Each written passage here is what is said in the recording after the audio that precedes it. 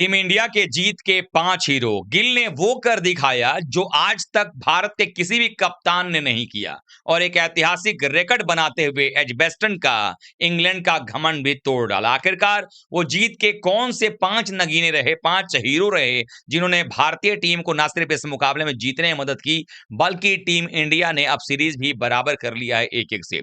आपको हम बताने वाले हैं कि आखिरकार वो 5 कौन है और हम आपको इस वीडियो में ये भी बताने वाले हैं कि कैसे शुभमन गिल ने वो कारनामा किया है जो आज तक किसी भी भारतीय कप्तान ने इंग्लैंड के दौरे पर जाकर नहीं किया है। वो सब कुछ आपको इस वीडियो में जानने को मिलेगा। तो चलिए वीडियो में आपको आगे बढ़ते हुए बताते हैं कि आखिरकार वो 5 हीरो कौन है।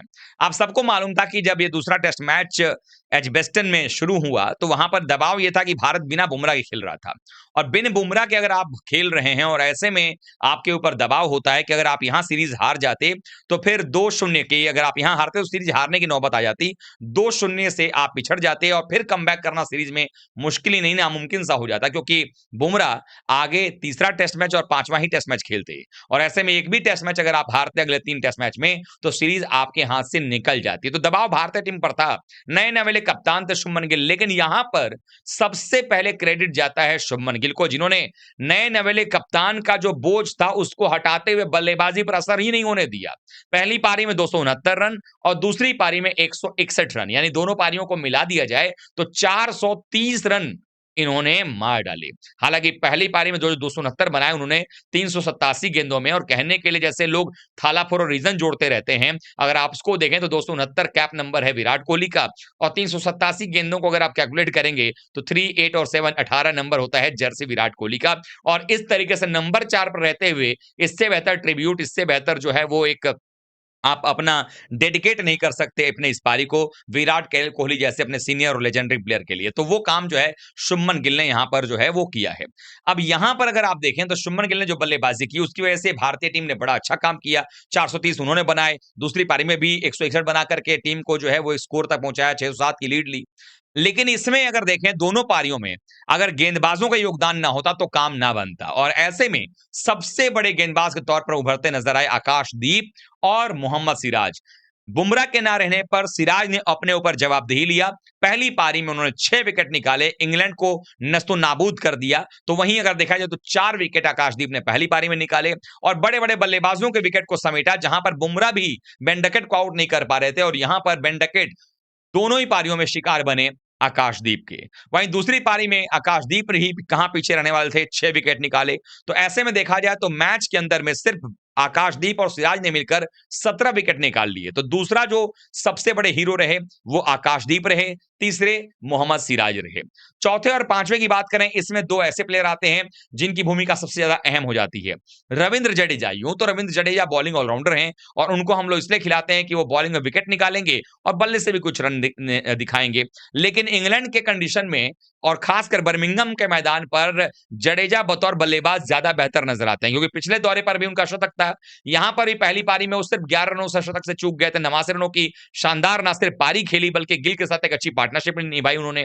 उसके अलावा अगर देखा जाए दूसरी पारी में भी आकर के उन्होंने बेहतरीन बल्लेबाजी करके दिखाया जडेजा ने। और उसके अलावा अगर ऋषभ पंत की बात कर लें तो पंत वो 5वें प्लेयर रहे जिन्होंने पहली पारी में 25 बनाया और दूसरी पारी में जब केएल राहुल आउट हुए और लगा कि शायद यहां से कहीं गेम मुड़ ना जाए और इंग्लैंड हावी ना हो जाए, वहां पर पंत ने जो है अटैकिंग क्रिकेट खेल करके इंग्लैंड के ऊपर वापस दबाव डाल दिया और वो जो 65 रन की पारी रही थी ऋषभ पंत की, वो बड़ी कमाल की रही। तो ऐसे में 5 हीरो जो हैं वो ऐसे रहे हैं जिन्होंने की भारतीय टीम के लिए इस मुकाबले में कमाल किया है और टीम इंडिया जो है वो आगे की तरफ बढ़ती नजर आई और सीरीज को बराबर करती नजर आई। अब हम आपको बताते हैं कि कैसे भारतीय टीम के लिए जो एक बात हो रही थी कि गिल ने वो कर दिखाया जो किसी ने नहीं किया था, उसके बारे में क्या है जरा वो बता देता हूं आपको। सबसे पहले बता दूं आपको कि भारतीय टीम जो है जब वो खेलने के लिए यहां पर गई है जब जब तो इस एजबेस्टन में जो रिकॉर्ड रहा है वो भारत के खिलाफ रहा है। इस मुकाबले से पहले भारत ने वहां पर कुल मिलाकर के 8 टेस्ट मैचेस खेले थे। 8 में भारत 7 टेस्ट मैच हारा था और 1 मैच ड्रॉ कराने में सफल रहा था, जबकि ये 9वां टेस्ट था जहां पर भारत जीता है गिली कप्तानी में। तो कौन-कौन से कप्तान रहे जिन्होंने कि जाकर के यहाँ पर कप्तानी किया बट जीता नहीं पाए? सबसे पहले कप्तान रहे मंसूर अली खान पटौदी, 1967 में भारतीय टीम को हार का सामना करना पड़ा। उसके बाद 1974 में अजीत वाडेकर की कप्तानी भारत को हार का सामना करना पड़ा। फिर तीसरे कप्तान गए वेंकट राघवन 1979 में, उनकी कप्तानी भारत को हार का सामना करना पड़ा। फिर चौथे कप्तान कपिल देव रहे, जिनको कि 1986 में हमने देखा वहां पर, और 1986 में भारतीय टीम को एकमात्र जो ड्रॉ मुकाबले की हम बात करते हैं एजबेस्टन में, जो 8 मैच हुए थे उसमें से एक ड्रॉ था, वो कपिल देव की कप्तानी में 1986 में आया था। उसके बाद पांचवें कप्तान थे मोहम्मद अजहरुद्दीन, जिनकी कप्तानी भारत को हार का सामना करना पड़ा 1996 में, और ये वो कप्तान थे जिनकी कप्तानी में ही वहां पर इसी दौरे पर 1996 के राहुल द्रविड़ और सौरव गांगुली ने डेब्यू किया था। अगर मैं गलत नहीं हूं तो वहां पर उन दोनों बल्लेबाजों ने अच्छी पारी भी खेली थी। गांगुली का शतक भी आया था, हालांकि राहुल द्रविड़ शतक से चूक गए थे।